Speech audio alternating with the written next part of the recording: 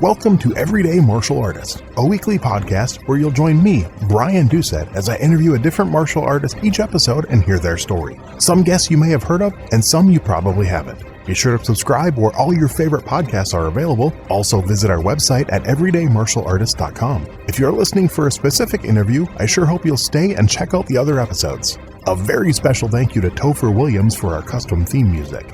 And now, the newest episode of Everyday Martial Artist.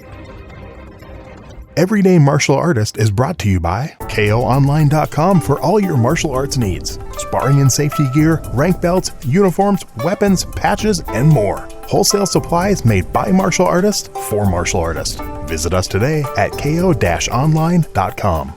Hello and welcome to Everyday Martial Artist. I'm your host, Brian Doucette, and as we do every week, we're joined by a brand new guest talking about their life and their journey throughout the world of martial arts and other stuff they might be involved in. My guest today is a senior lecturer at Carnegie Mellon Institute for Strategy and Technology at Carnegie Mellon University. He served 27 years in the U.S. Air Force and then worked 16 years at RAND Corporation doing strategy and doctrine research for national defense clients. He has authored and co-authored several books and numerous research papers. He practices Asian martial arts for over 30 years and taught much of that time. His 1992 book, Living the Martial Way, has been described as a classic in martial arts philosophy. Please welcome my guest today, Mr. Forrest Morgan. How are you doing today, sir? I'm doing very well. Thank you, Brian. It's a pleasure to be here. It's my pleasure. Like I said, I know we went through some issues trying to get it scheduled and work it out, but I'm anytime a guest agrees to do this, you have no idea how much I appreciate it, because without the guest, the show wouldn't exist. So I truly appreciate your time, and I'm glad we're able to do this. What we like to do with all my guests, I mentioned you've been studying Asian martial arts for quite a while, but I want to know where that started, kind of where that first interest in martial arts came from, where that spark came from that kicked off your martial arts journey. That's interesting. I have to say I became really interested in martial arts probably around 12 years old and throughout my teen years. I think the reason I chuckled is that when you ask what that spark was, I'm a child of the 60s. And I used to watch the Green Hornet television show, and Bruce Lee playing Kato just absolutely fascinated me, what he could do. As a kid, a scrawny kid, seeing this little guy beat up these big people, I said, I've got to learn how to do that. Nice. And so I pursued it on my own. My parents wouldn't pay for karate lessons or judo or anything like that. And so I would buy books, and I'd make my own punching bags and hang them in the basement, and did everything I could to try to learn how to do the things that Kato was doing in the Green Hornet. So I got to ask you, what did you make your first punching bag out of? Oh, geez. I think I went through several types of material trying to figure out, something that was durable. I think I started with a pillowcase that tore up real quickly. My mom didn't appreciate that. Okay. I think I ended up, she might have even sewed something out of canvas for me, but really? It's a long time ago. I won't tell you how many years ago that was. It's a long time ago. I don't really remember what my materials were. I asked that because I've actually never mentioned this on the show before. In 4.5 years, I've never brought this up, but because I remember making my first one and I didn't do any research. I'm just like, it's got to be something strong so I can take punches and kicks. And I took my uncle's old army duffel bag and just filled it full of sand from a sandbox, not realizing how hard that would be. Yeah. And I'm like, okay. I think I did some experimentation with sand as well and discovered it wasn't a very good filling material. But a duffel bag would have been an army duffel bag would have been a good shell. I think I ended up finding one of those really old, like flimsy mattresses and just rolling that up and putting it in the duffel bag. And that seemed to work really well. I had trouble finding anything that was enough mass and substance. I would have it stuffed full of rags, but that flew all over the place when I was trying to punch and kick it. So I made the mistake one day of putting a brick in it, wrapped in cloth and stuff. Dang. And you can imagine how that worked. And that didn't last long. I got that out of there in a hurry. But yeah, I struggled trying to find a filler material that would work. I know the best luck I had, I went to a local hardware place, and they had this, I don't remember I wish I remembered what it was for. It was over 30 some years ago, but it was this really thick foam that had an adhesive back on it. So basically, I think it was like 4 inches thick. So I basically bought this huge piece of this foam and folded it in half and stuck it together with the adhesive and then wrapped it in duct tape and used that for a punching and kicking shield that me and my friend could hold for each other. And I still have it in my garage. The thing's held up for I don't use it every day, but it's still together and I could probably still kick that thing 30 years later. It sounds like a good solution. That's right. So how long was it doing the research on your own before you actually got to go to your first school? Well, I went to my first school the summer after my first year in college. So I was about 18 years old when I started training. Okay. And I could only do it then because I was working part-time and could pay for it myself. My parents still wouldn't pay for it. So is this one where was it offered through the college then, or was it off campus? No, it was off campus. It was at home. I went to college away from home, but I came home for the summer, and it was through my hometown recreation program. Okay. And do you remember what style that first system was? Yeah, it was Taekwondo Chungdo Kwan. Oh, really? Okay.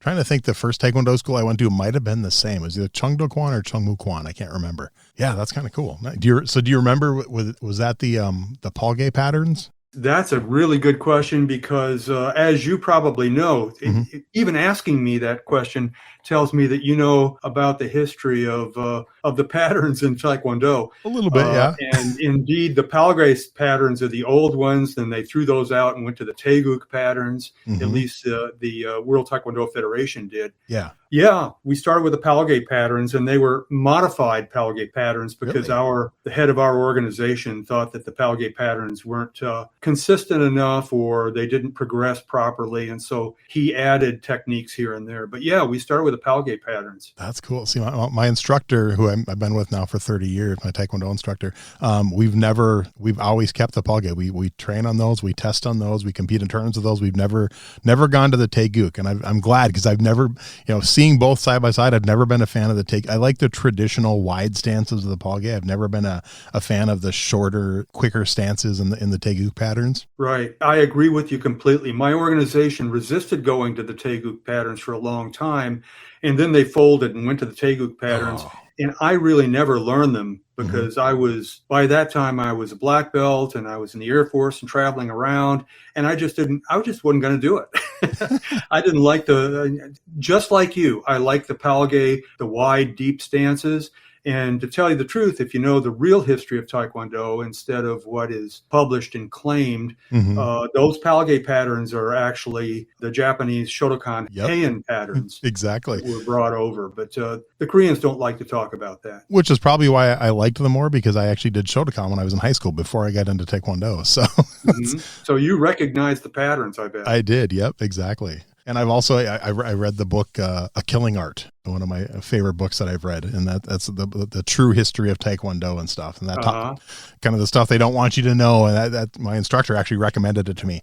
That's a really good book. So it's interesting. I haven't read that. I think I'm going to have to find it now. Yeah, I think you'd probably enjoy it. I really think you would. It came out, I think, over 10 years ago. I'm trying to get the author on the show, and so far I haven't had any luck. It sounds kind of familiar. I think I ran across it online in passing, and when I read the description, I said, I think I need to read that. And actually, I was a little bit disappointed because it was a book that I considered writing. Oh, really? I was going to do the historical research and write that book and do an expose. Okay.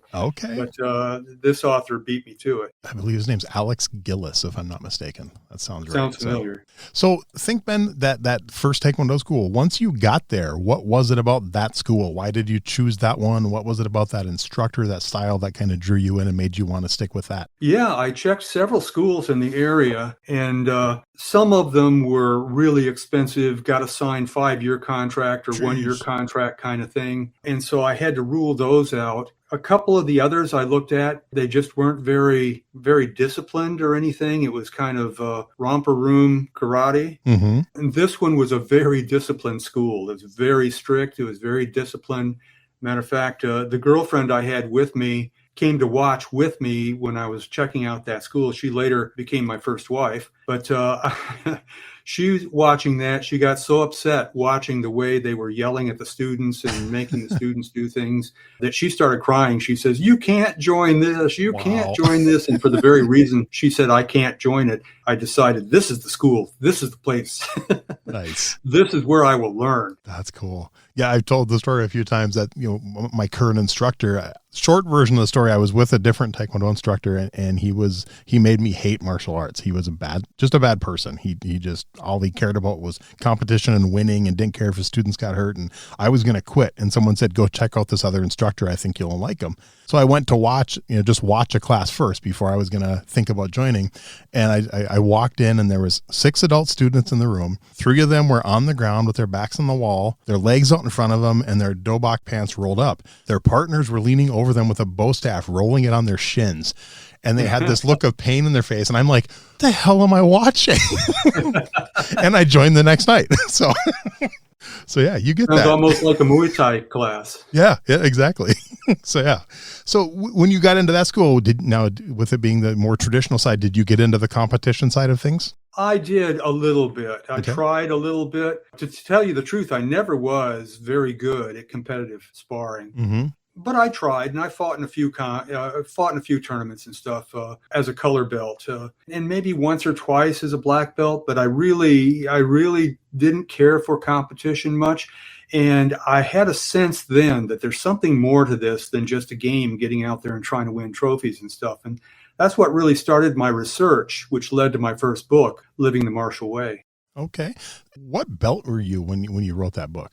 Let's see. I'm pretty sure I was already a 3rd degree by then. I was a Samdan. And I would have been a higher rank had I been staying at home in my home school that entire time. Yep. But by then I was in the Air Force, so I was going from place to place in the world, and only got to train and test periodically, or at least train with my people, my style periodically. Yeah. I always stayed active, always would work out with whoever I could find on base wherever I went. I was going to ask you that. So in the Air Force, did you get to work out with people from other styles and stuff and kind of trade information? Yeah, I did. And it was an enlightening experience and very interesting to see other perspectives and how other people felt about the martial arts and the style they were practicing. Mm-hmm. Because I suppose back then it was still a time when not a lot of schools were into sharing. It was like our style and our school only. So the fact that you find people willing to do that is just... Yeah, you were absolutely right. Back then, people were they kept their cards close to the vest. They felt that their school had the secrets and they didn't want to let those secrets out.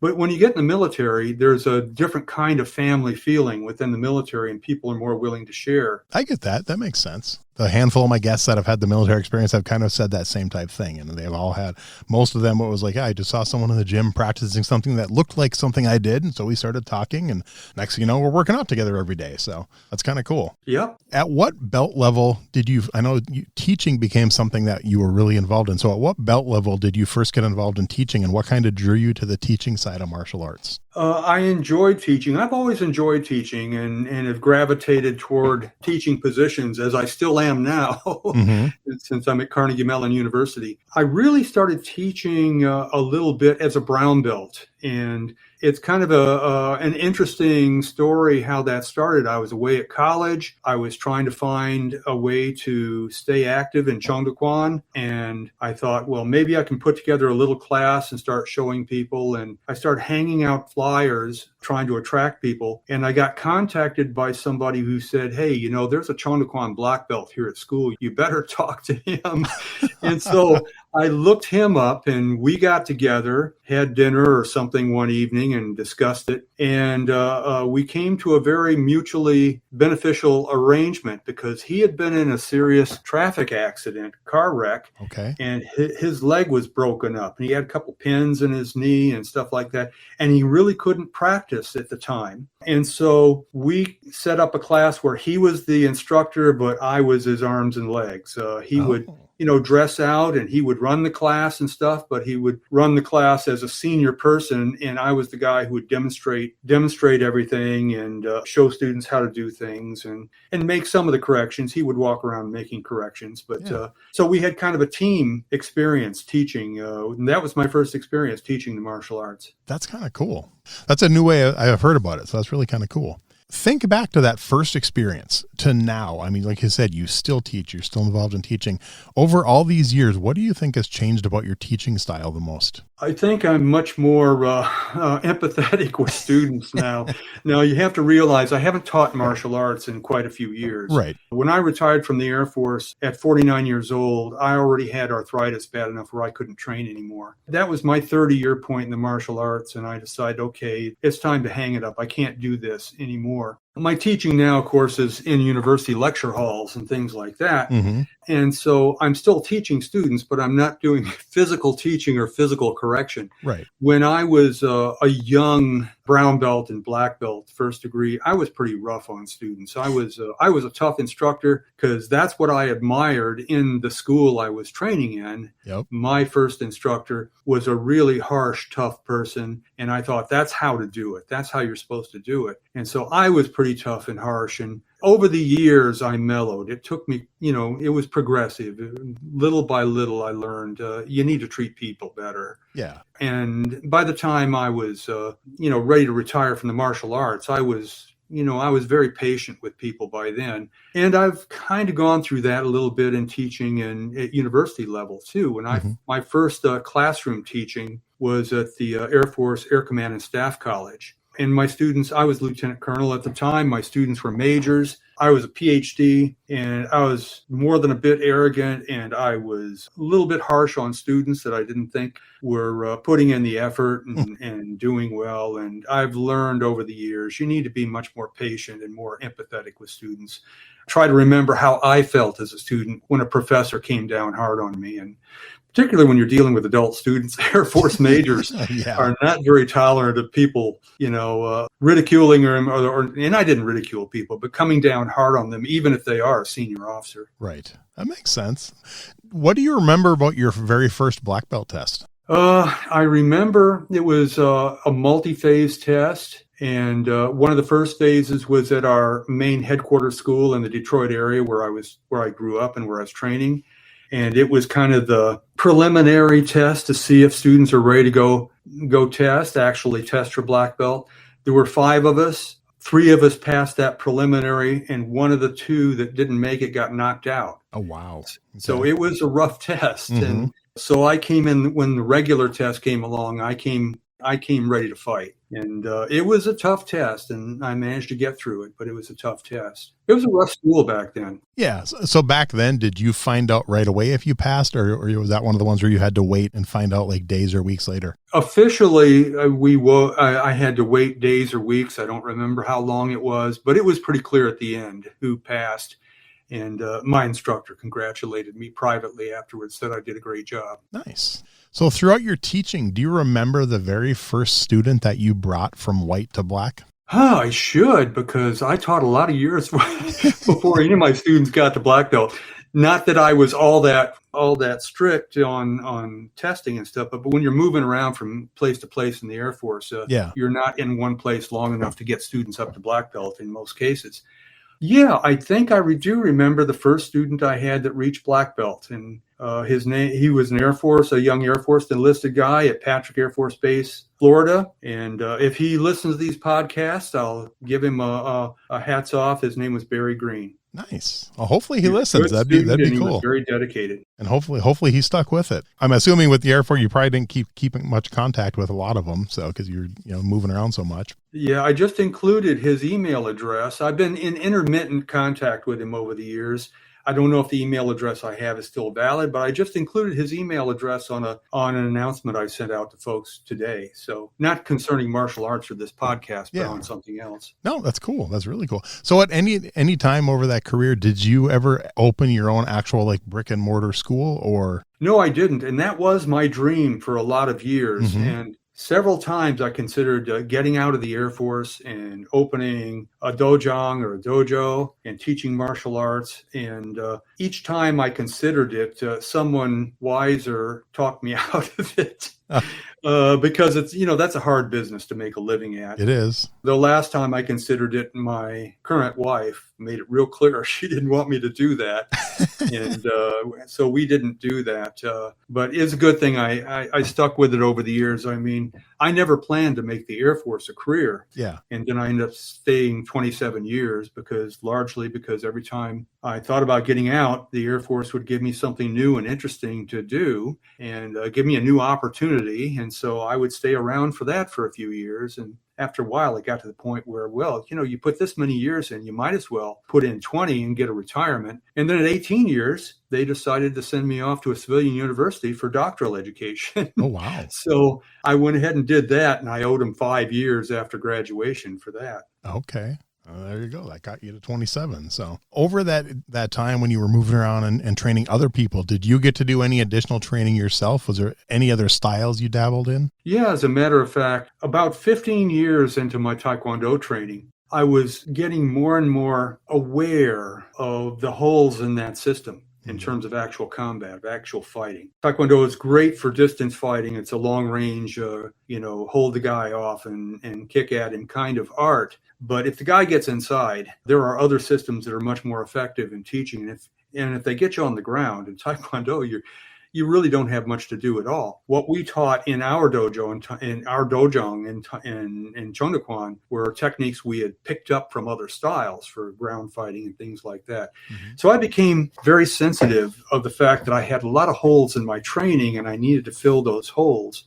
And so I started looking at other systems such as Aikido and Jiu-Jitsu and some of the other systems. So at 15 years of Taekwondo training, I put on a white belt and started training in Jiu-Jitsu. Very cool. And I did, over the years, 3 different styles of jiu-jitsu, reaching black belt ranks in 2 of the 3. Okay. Do you do like some Brazilian, some Japanese? Everything I did was Japanese. I started Hakoryu, and I went to some kind of obscure system when I was in Maryland, the one I didn't reach black belt in, mainly because I was injured partway through and couldn't train for a while. And then I finished at the end of my martial arts career. I studied in a system in Alabama called Akayama-ryu. And so it was all Japanese style. And you said you used that. Did you blend that into your teaching then while you were learning it? You were also teaching it to your students? By that point, I was no longer teaching. Oh, you okay. Yeah. That's cool. I would have, though. Yeah. Had I been teaching martial arts, I would have brought a lot of jiu-jitsu kind of ideas over, at least in the tactics. I've only chatted with a few people that did the Japanese style of jiu-jitsu, and from my understanding is that's more of a complete system where it also includes kicks and punches and everything too, correct? Yeah, some of the systems do now. Okay. It's when you start talking about jiu-jitsu and some of the other Japanese martial arts, you can't put jiu-jitsu in one big bucket because there's so many different styles, so many different systems. And for so many years, the jiu-jitsu systems were very secretive and didn't share with each other. Right. And so there are different kinds of jiu-jitsu systems that are very different from each other. And so some of them do have kicking and punching, some of them don't.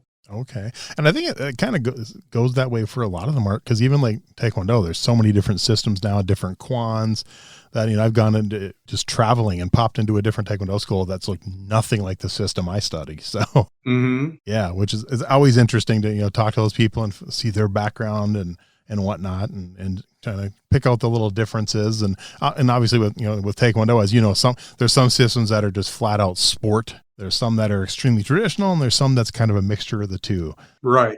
And there's some systems out there, at least I hope there are some systems out there, they're very combat oriented, because both the traditional and the sport have some real deficiencies when it comes to actual fighting on the street. Yeah. And I'm lucky with my instructor. I mean, we started blending in jiu-jitsu into our school, I think in 1994. And we also have Hapkido on ours, and we have weapons. We have, multiple weapons. We have sword, we have knife, we have gun disarming, we do nunchucks and all the standard weapons, but so we also blend in Hapkido, we blended in judo, we blended in jiu-jitsu, some boxing. So I think at least the system I do is very well rounded, which I enjoy. And I've also studied other styles too. So yeah, sounds like a good school. Yeah. One I would have liked to have found. Whenever I was reassigned in the Air Force, one of my first objectives is find a decent school, find a decent dojo, dojang, kwun, whatever, where, I can learn some new stuff that's effective. and often it was pretty lean pickings. Anytime I travel, I always, try to stop in and check out other schools over the years. And me and my buddy back in 95 took a road trip to California, and pretty much every city we drove through, we tried to find a martial arts school we could go check out and watch and talk to people and just see the differences from what we were at the time. We had both been with our instructor maybe a year and a half. So it was fun to see the differences and especially some of the Taekwondo schools, just to see those differences, which is crazy. Yeah. But it definitely, reinforced our belief that we had a really good instructor and a really good school. So, and my instructor's instructor was a Tiger Rock, in the Korean Army and the Korean War and stuff. So a lot of that militaristic stuff was blended into our system too. And so I was lucky to train with that grandmaster a couple times in my life. Not very much. He had already retired by the time I started, but every now and then he'd come back and teach a class or something. And those were always brutal and fun. Yeah. Sounds great. So over your years, did you do any weapons training at all? A little bit with Hanbo, if you know what that is. It's half staff, a 3-foot staff, and a little bit with bow and just some dabbling around with sword, just a little bit, the wooden sword mainly, but not really, because I wasn't in a school that really focused on weapons in any of them, except for the Hanbo. In jiu-jitsu, we did Hanbo quite a bit. Really? Yeah. And that's one weapon I've never trained with. So, I mean, I know what it is. I've never trained with the Hanbo. We talked a little bit earlier about the book, but I want to know, first of all, where did the love of writing come from? When did you first get interested in writing? Oh, geez. I was interested in writing probably from about the time I joined the Air Force, or at least I remember being interested in it when I was on my first overseas assignment in Japan. Okay. Not that, the two didn't connect. I wasn't interested in writing about Japan or even about martial arts, but I was interested in writing fiction back then. Really? And I wrote a few short stories and tried to sell them, and never was successful at selling short stories. And then a few years later, when I was serving at Patrick Air Force Base, Florida, I met an old retired Army officer who was a very successful writer. He took up writing after he retired from the Army, and he wrote books about leadership. He wrote nonfiction. And he said, Forrest, it's really hard to sell fiction. But, if you have something about that other people will be interested in, it's much easier to sell nonfiction than it is to sell fiction. And so that's when I first started thinking, well, what do I know about, And some of my students, I was always doing a lot of research on my own about martial arts history, martial arts philosophy, things like that, because I was dissatisfied not being taught those things in my classes. Wherever I studied martial arts, Taekwondo and stuff, it was all, modern sport kind of orientation. And they'd make allusions to the past. They would talk about the great warriors of the past and that sort of thing. But they really didn't seem to understand the philosophy behind it or know what to say or know how to teach those things. And I was learning those things. And when I was teaching in Florida, I would bring a lot of that background and a lot of those philosophical concepts into my classes. And students kept saying, well, even before Florida, I taught for a year in Alaska when I had a remote tour in Alaska. And students were really disappointed when I had to leave there because I was only there for a year. And they said, you really need to write a book. And we can't find this information anywhere else. None of the other instructors or schools we've gone to know this stuff. You need to write a book. And I kept saying, well, I know some stuff. I picked up some stuff, but I don't know enough to write a book, really. And finally, I sat down one evening when I was on midnight shift at a command post at Air Force Space Command headquarters. And I sat down and said to myself, let me outline something out here and see what I have. And I started working on the outline. And what I discovered at the time was not only do I have enough for a book, I've got too much for a book. Wow. Okay. I would have to make this 2 books. Okay. And so what turned out to be Living the Martial Way, the original idea was living and teaching the martial way, because I was going to talk about the things I'd learned about teaching along the way. Okay. I just decided I just don't have space. It would be a 200,000 word book if I tried to teach that. So I just cut it down to Living the Martial Way and plan to sometime in the future write Teaching the Martial Way, a sequel to it. Okay. I never got around to doing the teaching part. Yeah. And by the time I thought about doing it again, I had not been teaching for quite a few years, and the spark wasn't there to write about it anymore. That's too bad. But that's how I got started with Living the Marshall Way. Is students talked me into writing a book because they felt they weren't getting this information anywhere else. And I had a strong motivation to explain to martial artists in the country or around the world that, this tournament gameplay and all this kind of stuff is not really what it's all about. Mm-hmm. There's nothing wrong with it. It's a fun thing to do. But martial art is really much deeper than that, and it has a very deep, rich legacy that you need to understand. So why do you think it is that a book that came out over 30 years ago, there's martial arts books coming out all the time, but yours still stands strong? I mean, literally the whole reason I found you is because, one of the questions I ask later in the show is your favorite martial arts book. I've had a lot of guests mention this book, still 30 years later. So why do you think it still stands the test of time over 30 years later? I don't know. I'm surprised too. Tell you the truth, I'm a little bit surprised that it's still as popular and as well known as it is.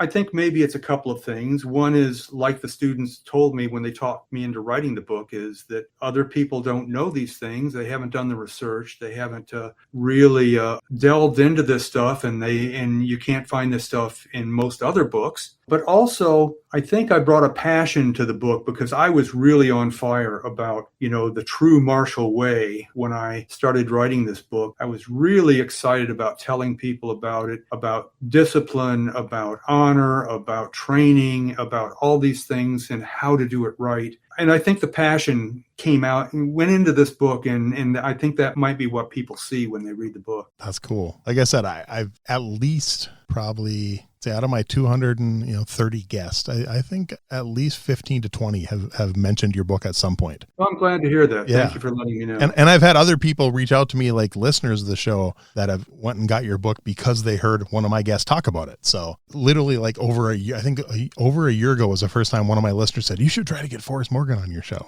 And I'm like, yeah, I should. Then I kind of forgot about it. And then I'm glad I remembered again and started reaching out, and we made it happen. I'm glad it's still out there, and it's still available, and people are still getting a lot out of it. And so what do you think then, from you personally, from the book? What are some things, from your lessons that you put into that book that you use in your current career as a university teacher or professor? Well, I would say, and it's not so much as a university professor, but as I argue in the book, the martial way is a way of life. It's not about how to do any one particular thing. It's a way to live. And really, I try to live the martial way even now, even though I haven't trained in martial arts for over 20 years. Mm-hmm. I try to live, a life that is befitting of the ways of honor that I talk about in the book.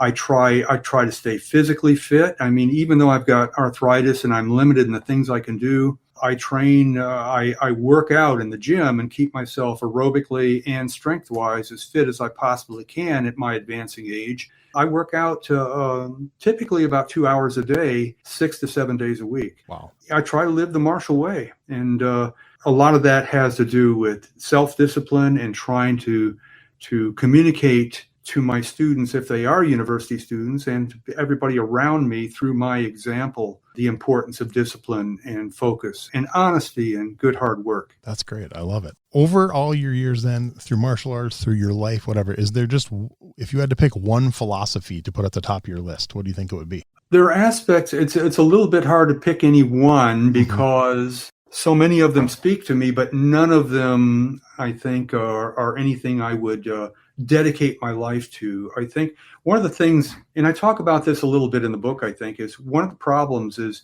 you'll have a sage, a very wise person who comes up with a philosophy and tries to teach that philosophy and will have followers, and the philosophy will survive as a system for generations later. But in becoming a system, it becomes rigid. Sometimes it's turned into a religion. There are all kinds of things that there are problems with it. But some of the original parts of the philosophy in many philosophies are very good. I was very influenced by various aspects, honor-wise, of Bushido. I was very influenced by Taoism in terms of understanding the balance in nature and the way of things and how to try to harmonize with the Tao. I was influenced by Zen in terms of the focus and concentration and the efforts to reach enlightenment. And so there's no one philosophy I would say is all that completely influential on me, because each of those systems has been adulterated, modified, Right. and taken to the extreme in ways that I wouldn't advise people to do. But, it's like Bruce Lee once said, take what's useful to you and leave the rest. Yeah, I like it. So if listeners of the shows want to order that book, is Amazon the best way, or is there a way to get it directly for, to benefit you, or what's the best way if they want to order that book still? Amazon is the best way I can think of it. It's used to be on bookstore shelves a lot, but it's an old back order book now, so bookstores don't carry it anymore, but you can still get it through Amazon. Okay, cool. I will put a link to the Amazon for sure and get once the episode comes out, and hopefully get more people to buy it. That'd be fine. So over those 30 years, what's the worst martial arts related injury you had? I tore up my knee in a jiu-jitsu training one time. It was an ACL tear and also some meniscus, and I had to have surgery to fix that. And that essentially drew the curtain on my martial arts career. I tried for the next few years after that to continue training after I recovered from the surgery, but I was never the same after that. It's one of the reasons why I decided when I retired from the Air Force, it was time to stop martial arts as well. Yeah. I blew my ACL out when I was 16, and I've never had it repaired because in my mind, if I go and have it repaired, I probably won't be able to do martial arts. So I just do it and deal with the pain. Probably not a smart way to do it, but I'm stubborn. Well, when my ACL was torn, and I think I retore it, not in martial arts, but ironically in the office one day. Wow. Pushing my chair out a certain way, I felt a really bad twinge and heard a pop, and my knee hasn't been stable since. Dang. My concern is if you don't have a repaired ACL is less about the pain and more about the stability. Yeah. Because the ACL provides stability in the knee, and my knee I can feel shift around. Yeah. Hopefully you're a young enough man where the muscle structure supporting the knee around it gives you enough support, but you may have problems in the future. I know that my orthopedics, I'm 51, and last time I re-injured it, my orthopedic surgeon said, if you injure this again, we're having a serious conversation, because he was shocked when he looked at my x-rays and MRIs. He's like, you really have never had this rebuilt? I'm like, no. And at that time it was like 25 years. He's like, wow. So he said that, he goes like, if you injure it again, it's conversation time. And I'm like, okay. Yep. So yeah, luckily I'm stubborn and I have a high tolerance for pain. But like I said, it like once a year, it'll go out on me slightly, but it's only gone out on me badly twice in the last 30 years. And it's usually been good a couple days, within less than a week later. Yeah. I was on crutches like 4 days last time. But like I said, I realized at some point I'm probably going to have arthritis so bad and probably have to have both knees replaced by that point. So for now I'm enjoying it. So we're all good. That's kind of the way I felt when I was young. Live while you can. Exactly. You're going to be suffering when you get a lot older, which I am now to a certain extent. Yeah. But I don't regret it. I wouldn't. Well, there's some things I do a little bit differently, but I would still train hard when I was, if I had it to do over again. Yeah, definitely. So what are your thoughts then, coming from the traditional martial arts background and transitioning to jiu-jitsu, what are your thoughts on something like MMA and the UFC? Is that something you're a fan of? No, I'm not. Okay. Not at all? Not at all. As a matter of fact, my son likes to watch that kind of stuff, and okay. I don't care to watch it. People watch that stuff, and also people who, and I'm hesitant to say things that would be critical of any particular style, because I know you have a lot of listeners from a lot of different styles. But people, I've had people argue with me, well, Brazilian Jiu-Jitsu is the ultimate martial art because you're always going to end up on the ground in a real fight. No. And in the MMA is kind of illustrates that, because they always usually end up on the ground, and, one guy's sitting on top of the other guy and beating on him and so on and so forth. The thing is, that's artificial. I mean, yeah, sometimes you end up on the ground, and you have to know how to fight on the ground if you do.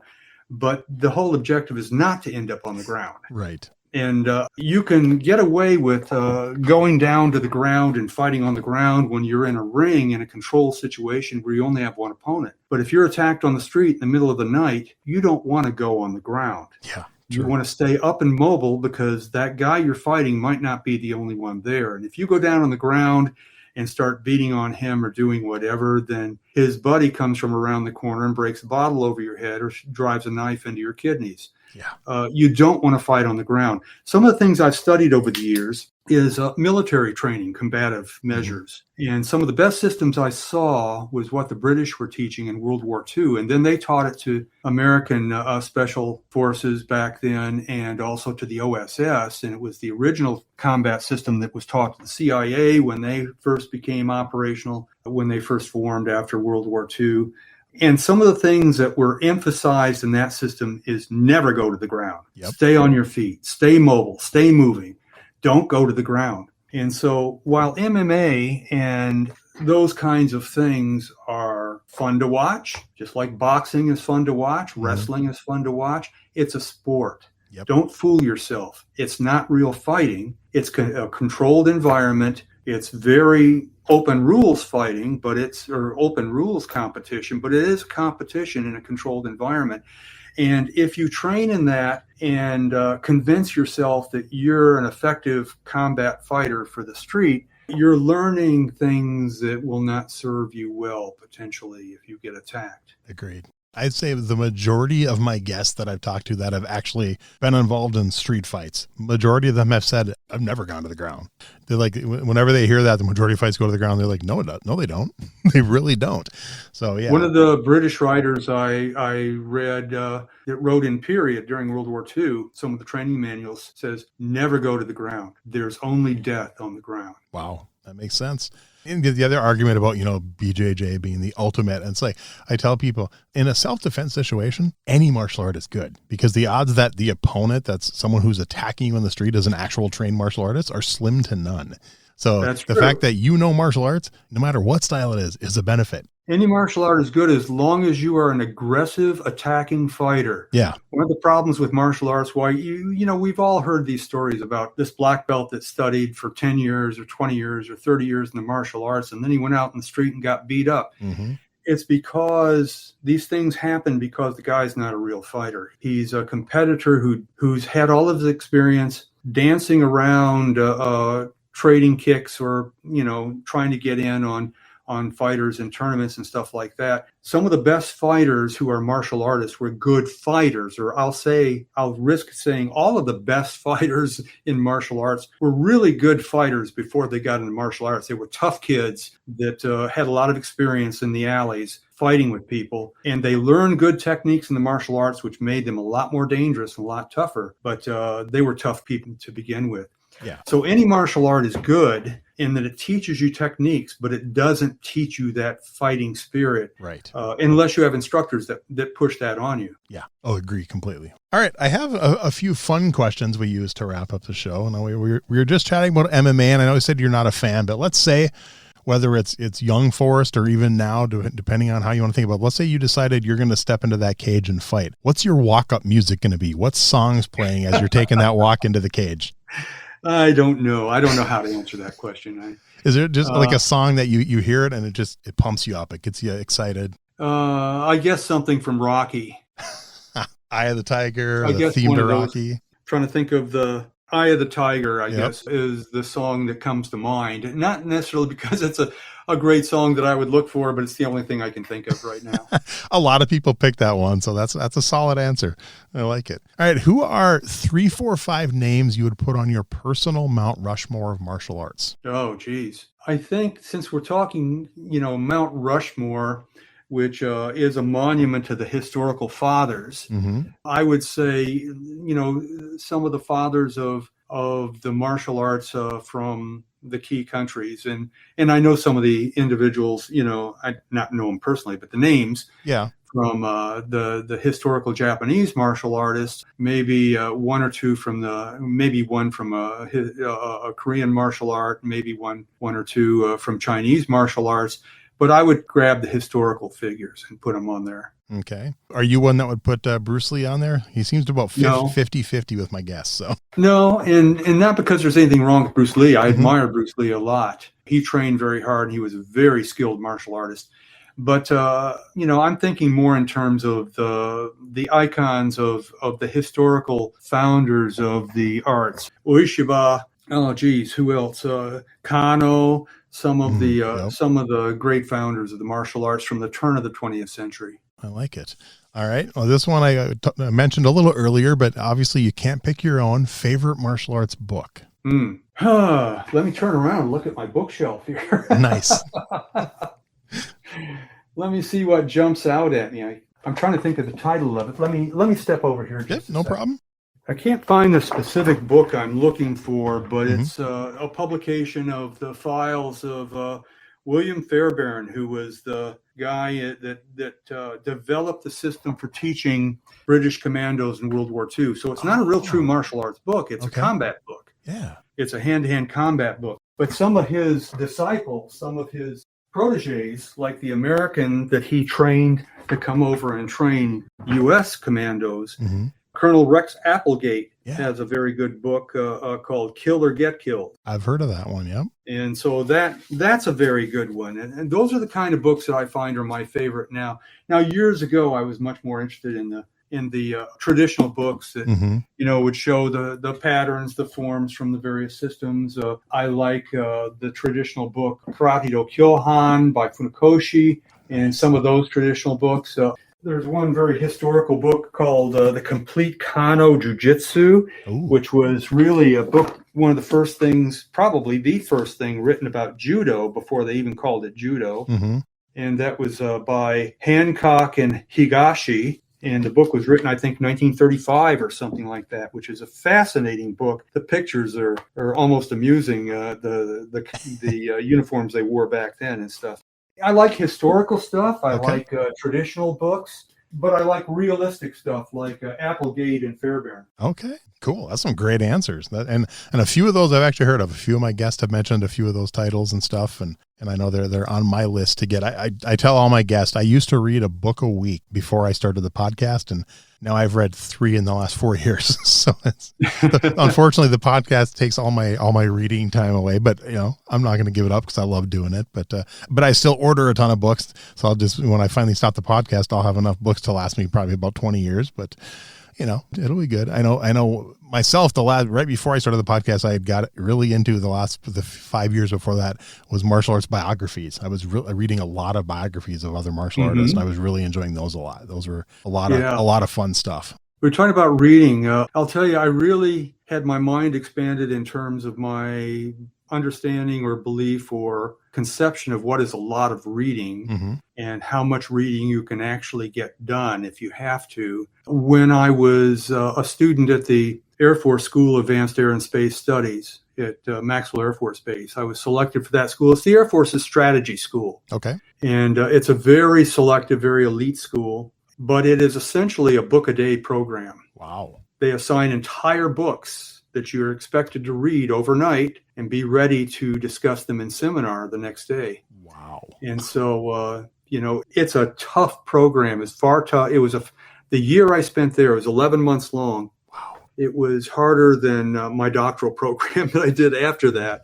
Wow. In terms of the volume of information I had to consume and digest. And so I really learned a lot about strategy and it really changed the direction of my career, changed the direction of my life, and changed the direction of my thinking in some ways about martial arts, which is why I am such an aficionado of realistic fighting now instead of specific martial arts systems. That is cool. I love reading, but I don't know if I could even pull off a book a day. So that's crazy. Matter of fact, I'm halfway through writing a book that I started a few years ago, and then I stopped because I had an agent at the time who couldn't find a publisher who was willing to touch it. Oh, wow. And it's called The Fighting Advantage. It's about hand-to-hand combat. The Fighting Advantage, the subtitle is called Strategy in Unarmed Combat. And I pull information or I pull knowledge from my study of actual military strategy and philosophy. The first few chapters are about that and how that relates to the martial arts. And then I have a section on military hand-to-hand combat, actual battlefield fighting. Then a section on police defensive measures, restraining measures for police officers, and then a section on personal self-defense. because each of those are very different ways of fighting. Yeah. They have different objectives. Military hand-to-hand combat is about killing. It's about moving in and killing the adversary as quickly as possible and moving on in the battlefield without getting pinned down. Of course, that's not what you can do if you're a police officer. Yeah. Police is about restraining and arresting an individual and doing it with as little harm, hopefully with no harm to yourself and as little harm to that person as possible, because of all the legal considerations and ethical considerations. Right. And then personal self-defense is a different thing altogether. Okay. Yeah. And so I've just been recently thinking about turning back to that book. I laid it aside when I couldn't find a publisher for it, when my agent couldn't find a publisher for it. Mm-hmm. But I think these few years later, I wrote another book in the meantime, wrote a novel. But I think in the meantime, I've decided I need to turn back to that, finish it, and I'll self-publish it. Oh, nice. That's cool. Yeah, you'll have to keep me updated when that one comes out. I'm definitely interested in that one. That sounds like a good read. I sent you an email today, by the way. You're on my email list on announcing the publication of my novel.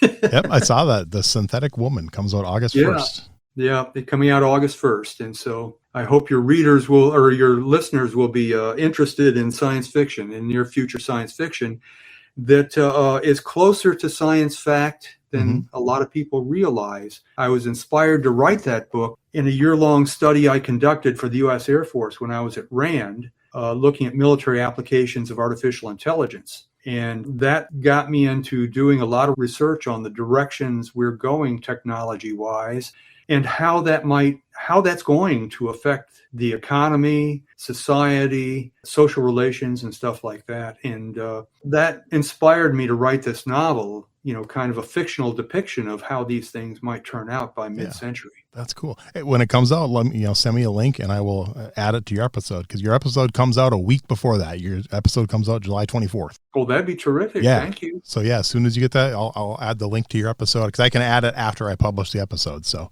that'll be good. Okay. Awesome. All right. So this question, you may not have an answer for. It's about 50-50 with my guess, but do you have a favorite martial arts video game? Did you ever get into gaming? No, I didn't. Okay.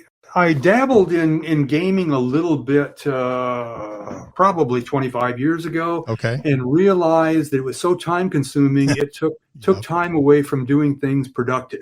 Yes.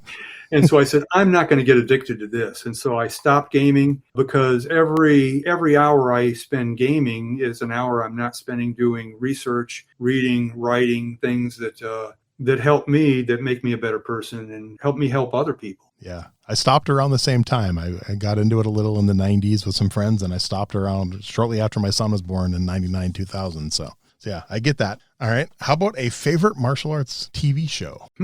Let me think about that a second. I haven't watched martial arts TV shows in a long, long time. And although they'd be very quaint now, I'd say the Green Hornet, the show that first inspired me to start, practicing the martial arts. That's a great Although pick. It's not a martial arts TV show per se, and it's pretty hokey if you watch it. Yeah. All those shows from the 60s are hokey shows. Yeah, but Bruce Lee's pretty good in it, though. Bruce Lee is good in it, and so it has a warm spot in my heart. Okay. You should check out, since you're a Bruce Lee fan, you should check out the new show Warrior. Not new now. It's been out for a couple of years, but it's all 3 seasons are on Netflix. It's actually Shannon Lee produced it, and she did it based on Bruce's notes for his original TV series, The Warrior, that he wanted to do in 1970 that the networks would not do. I'm wondering, I saw a show that it sounds a little bit, what you're describing sounds a little bit familiar. I may have seen that a couple of years ago. I'm going to have to check it out. I didn't see it when it first came out, but when it hit Netflix last year, I binged the whole thing in 5 days. Yeah, if it's what I'm thinking of, it was really good and very, very graphic in some ways. Yep, that would be it. Needless to say, a lot of violence, but a lot of blood and the like. Yeah, but it's good though. It's a good watch. Yeah. All right. How about a favorite martial arts movie? I don't know. It's been a lot of years since I've watched martial arts movies, tell you the truth. Yeah, one from your childhood that stands out, or? Yeah, I can't think of any. See, if you sent me these questions in advance, I would have answers for you. But no, I can't think of any. Were you a Enter the Dragon fan? Yeah, I like some of those old movies. Enter the Dragon was good. Return of the Dragon was good. You may or may not be aware, but Return of the Dragon was made before Enter the Dragon. Yep. And it was, I think the title was The Big Boss at the time. Yep. And but it didn't sell and it didn't do well. And then Enter the Dragon, being a Hollywood production, I guess, did much better and made Bruce Lee a big name. And so they reintroduced The Big Boss with a new title, Return of the Dragon. Yep. Even though it was made before Enter the Dragon. Yep. And it did very well when they re-released it. So yeah, good marketing. Those are good movies. I like them. All right. Final martial arts related question. This one doesn't have to be a martial arts movie, just any movie you've seen in your whole life, a favorite movie fight scene. Is there just one fight scene that jumps to the top of your mind when you think about it? Oh, geez. And people pick anything from Rocky to Bruce Lee and Chuck Norris and the Coliseum to Marvel superhero movies. They Live with Rowdy.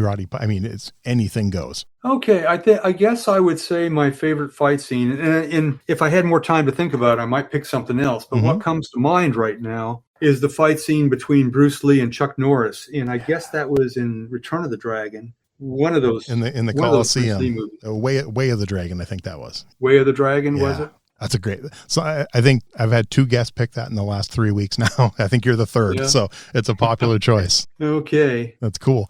Before I let you go then, anything that I forgot to ask you or we want to be sure to get out there? And like I said, I'll put links for anything you want me to, your books and anything else, but any last minute parting words for the listeners before we let you go? I guess I would say this, that I was disappointed that not more people read my first novel, Really? Waking the Snow Leopard. And I was going to mention that because I actually had a guest mention that book when she mentioned you, she mentioned that book also as being a really good book. I'm impressed. That's pretty obscure. Yeah. It sold so few copies. Anyways, the reason I'm disappointed, aside from the fact that I would have liked people to have bought a lot of my book. Well, yeah. The reason I'm disappointed is that I went out of my way to make the fighting in that book as realistic as possible. Okay. The hero in that book was an ex-Army Ranger, and he was drawn into this international conspiracy and stuff. And there was a certain amount of fighting, both in training at a training camp he attended in the mountains of Korea. That was a tough training camp to prepare him for his secret role in this organization, but also in his actual fighting and stuff. That I tried to make as realistic as possible and use actual technique names and things like that. And I was hoping to get a following from martial artists that would really like that book, but it didn't take off. And so, hopefully it'll get a new life, maybe a little bit, if my upcoming novel does better. Maybe readers will be drawn to looking for other things by me, and will find Waking the Snow Leopard. Definitely. But I'll put a link for that one too. Definitely. Because that'd be great. Like I said, as soon as I saw that pop up, I'm like, I know that sounds familiar. Someone told me about that. So yeah, I will definitely put a link for both of those books out there and hopefully get some people checking them both out. Good writing is good writing. And it's, good stories are good stories. So cool. Well, Forrest, seriously, man, this has been so much fun. I love your story. I love hearing about your background and stuff like that. And I know I read the book years ago when I was in college, and I remember lent it to someone and it never got back to me. so I probably need to order another copy anyway. So I'll be doing that soon. But seriously, this has been so much fun. I've really loved this, and I think the listeners are going to really enjoy it too. Well, good. I'm glad it turned out well, and I've enjoyed it as well. Thank you, Brian. Thanks for listening to Everyday Martial Artist. We hope you will join us every week for a brand new episode with a different martial artist telling their story. If you enjoy the show, be sure to leave us a review. Also, be sure to check out our website at everydaymartialartist.com. There you can find all of our episodes and contact us to suggest guests and ask questions. Again, thanks for listening to Everyday Martial Artist, and we'll see you next week.